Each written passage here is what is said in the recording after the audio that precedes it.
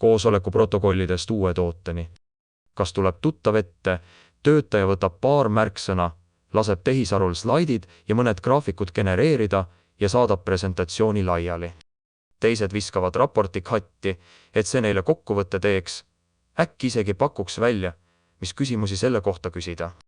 Ja ongi nagu tööd tehtud.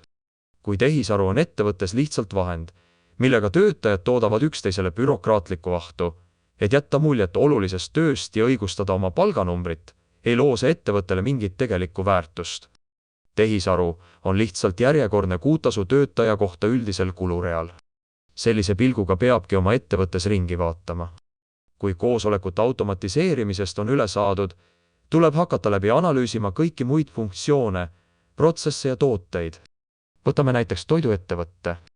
Turundus on ilmselt juba proovinud tehisaruga kampaaniat või pakendi kujundust genereerida, saanud 6 sõrmega inimesed ja jätnud asja katki.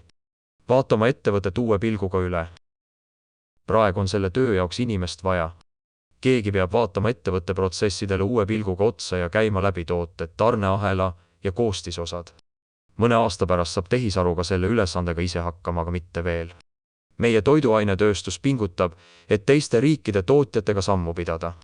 Eesti toit on Euroopa Liidu 27 riigi seas kalliduselt 9. kohal ja kallineb keskmisest peaaegu 3 korda kiiremini. Sellepärast tehakse kampaaniaid, mis kutsuvad kodumaist eelistama. Aga kui kohalik toode on äravahetamiseni sarnane välismaisega, lihtsalt kallim, siis tekib küsimus, milleks? Tarbijana otsin tooteid, mis on puhtad, ilma liigse suhkru ja lisaaineteta. Päritolumaa jääb teisejärguliseks. Anneke ja Fiastables. Märtsis avalikustas Eesti Ekspress, et Kalevi annekese kakaosisaldus langes 30% 28 peale. Suhkrut lisati 3 grammi 100 grammi kohta ja suur tahvel kahanes 300 grammilt 270. Tootja kaitses marginaali, kakao maailmaturuhind oli vahepeal 2-kordistunud. Kalev ei tahtnud kitsastes oludes uut või paremat toodet välja mõelda, vaid eelistas vana koostist nõrgendada.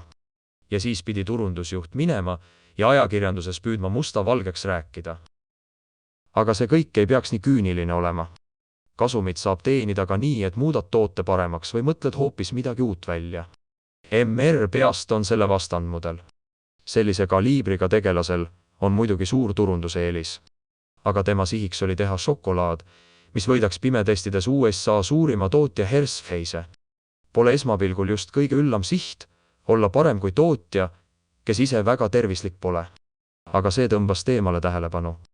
Korraks mõtles hulk inimesi sellele, mida nad oma kehadesse panevad. Ja see on parem kui Primei lähenemine. Logan Paul ja KSI on samuti suure jälgijaskonnaga, aga nemad läksid puhtalt kasumit teenima. Pudelis oli mõõdetult rohkem kofeiini kui pakendil kirjas ja paljud USA koolid keelasid joogilaste seas. Kas meil on vaja annekest järjest kehvemana edasi toota või prooviks midagi, mis inimestele päriselt meeldib? Tehisaru audiitoriks. Ettevõtjana pead sa need küsimused esitama. Ja nüüd saad seda teha ilma konsultatsioonifirmat palkamata. Anna tehisarule ette oma toote koostis tootmisprotsess, tarneahel, ettevõtte rollid ja funktsioonid. Mitte korraga kõike, vaid tükk korraga. Küsi, mida saaks teha teisiti? Mida teevad Taani singi ja lihatootjad? Kas saaks kuidagi lihtsamalt, puhtamalt, eetilisemalt, maitsvamalt? Kas šokolaadis peab olema ainult suhkur ja pähklid ja piimapulber või äkki saaks mingite muude põnevate asjadega katsetada? Kord tuleb midagi kasulikku, teinekord mitte. Aga küsimine ei maksa midagi ja üks hea vastus võib maksta palju. Kui muud ei oska, alusta sellest, milliseid küsimusi üldse küsida. Kus raha kaob? Mis protsess on kõige aeglasem? Milline toode kõige rohkem teenib ja milline ainult näiliselt? Mis saab pidevalt otsa ja mida inimesed tahavad? Vahendajad jäävad tööta. Tehisaru auditeerimine on üks osa. Teine on tunnistada, mis turul juba toimub, kui sina veel kaalud. Eesti ettevõtjad arutavad, kas tehisaru nende valdkonda üldse puudutab, aga samal ajal toimub kaubanduses midagi, mida enam tagasi ei keera. Temu käive Eestis oli 2024. aastal 65 miljonit eurot, 2025. aastal 93 miljonit, 2026 prognoosib e-kaubanduse liit 150 miljonit. Hiina saadetiste maht Omniva kaudu kasvas 2024. aastal eelnevaga võrreldes 8,4 korda. Piiriülene tellimus moodustab juba 35% Eesti e-kaubandusest. Sellest 80% tuleb otse Hiinast. Maaletooja, kes ostab Hiinast hulgihinnaga ja müüb siin 25–35% juurdehindlusega, kaotab turgu iga kuuga. Tarbija leiab sama kaubatemust poole hinnaga ja saab selle nädalaga koju. Euroconsumersi 2025. aasta uuring leidis, et 2/3 demu toodetest ei vasta Euroopa Liidu ohutusnõuetele. Eriti hullud on lasteasjad ja USB-laadijad. Aga tarbija ostab ikkagi, sest hind on mitu korda madalam. Hiina ei võida enam odava tööjõuga, vaid aastakümnetega üles ehitatud tootmise infrastruktuuriga, mis liigutab sadu tuhandeid ühikuid päevas. Eesti sellega mahus võistelda ei suuda. Need, kes on senini elanud vahendamisest, peaksid mõtlema, kuidas just Eesti tarbijale midagi unikaalset pakkuda. Loo midagi. Odavam hind ei ole Eesti vastus. See võidujooks on kaotatud enne algust. Hiina tootmismahud on teises mõõtkavas. Töötab omapärane toode, mida mujal ei tehta. Eesti disain on seni olnud käsitöö mastaabiga. Väike seeria käe otsas tehtud, ilus aga kallis. Rõivadisainer õmbleb mõnikümmend kleiti hooajal. Puutöömeister nikerdab kujukesi või teeb lõikelaudu. Mõned fännid ostavad, aga ära sellest ei ela. Eesti lauamängudest on tuntuim mees, kes teadis ussisõnu. Aga kus on teised Eesti lauamängud, mänguasjad, kodusisustustooted?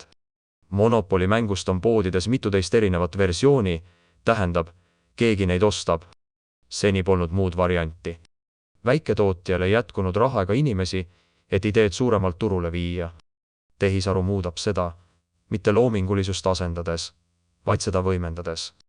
Disain, prototüüp, turundus, müügikanal, sammud, mille jaoks varem oli tarvis eraldi tiimi, saab nüüd üks inimene ära teha. Kujundad toote, tellid prototüübi, testid turgu, müüd otse. Praegu tuleb mõned vahelülid ise läbi teha. Paari aasta pärast kirjeldad, mida tahad ja ülejäänu tehakse ära. Tööriist on olemas. Idee peab tulema sinult. Ja kui ideed veel pole, on sul olemas partner, kellega seda arutama hakata. Robotid tulevad tehasest välja. Tehisaru ei piirdu vaid tarkvaraga. Füüsiline maailm jõuab järele kiiremini, kui praegusi kohmakaid demosid vaadates arvata võiks. Autotehaste liinidel rügavad tööstusrobotid on spetsiifilised ja kallid. Üks robot, üks ülesanne. Uue põlvkonna humanoidid liiguvad laboritest välja ja muutuvad kättesaadavaks ka väiketootjale. Californias Figurae Bot Q tehases kasvas tootmismaht 4 kuuga 24 korda, ühelt robotilt päevas ühele robotile tunnis. Iga töötav robot saadab andmeid heliks tehisaru mudelile tagasi ja tarkvarauuendused jõuavad samal hetkel robotiparki. BMW Spartanburgi tehases töötas Figure 02 robot 10 kuud, kogudes 1250 töötundi ja toetades 30 000 BMW X3 tootmist. Robot liigutas selle aja jooksul üle 90 000 detaili ja iga selline liigutus läks andmebaasi, millest järgmine põlvkond omakorda õpib. Hinnad langevad kiiresti. Unitre R1 humanoid maksab $5900. NEO, esimene kodurobot, mida sel aastal inimeste kodudesse tarnitakse, maksab $20 000 või $499 kuus. Praegu juhib seda osaliselt veel inimene kaugjuhtimisega. Roland Bergeri aprilli uuring Humanoid Robots 2026 ennustab, et humanoidi opereerimiskulu langeb $2 tunnis. Tootmisliin maksab 6-kohalise summa, on jäik ja teeb ühte asja. 5 humanoidi, kellele oma protsessi õpetad, kohanduvad ja muutuvad järjest tasuvamaks. Praegu on viimane rahulik hetk. Osaka 2025 maailmanäitusel näitas Kawasaki oma robot-hobust Corleo, mis on mõeldud inimest kandma üle keerulise maastiku. Pekingis lõpetas humanoidrobot Lightning aprillis poolmaratoni 50 minuti ja 26 sekundiga. See on kiirem kui inimese maailmarekord. Jakob Kiplimo 57 minutit ja 20 sekundit. Aasta tagasi samal võistlusel jõudis 21 robotist finišisse vaid 6, parima ajaga 2 tundi 40 minutit. San Franciscos poksivad humanoidid ringis, inimese juhtimisel, aga publik elab kaasa. Need masinad on veel kohmakad. Aga iga kuuga järjest vähem. Praegu on aeg mõelda, mida tehisaru sinu ettevõttes päriselt teeb. Mitte protokolle ja tõlkeid, vaid seda, mis muudab su toote paremaks ja su äri vastupidavamaks. Paari aasta pärast on need otsused juba tehtud, sinu poolt või kellegi teise poolt.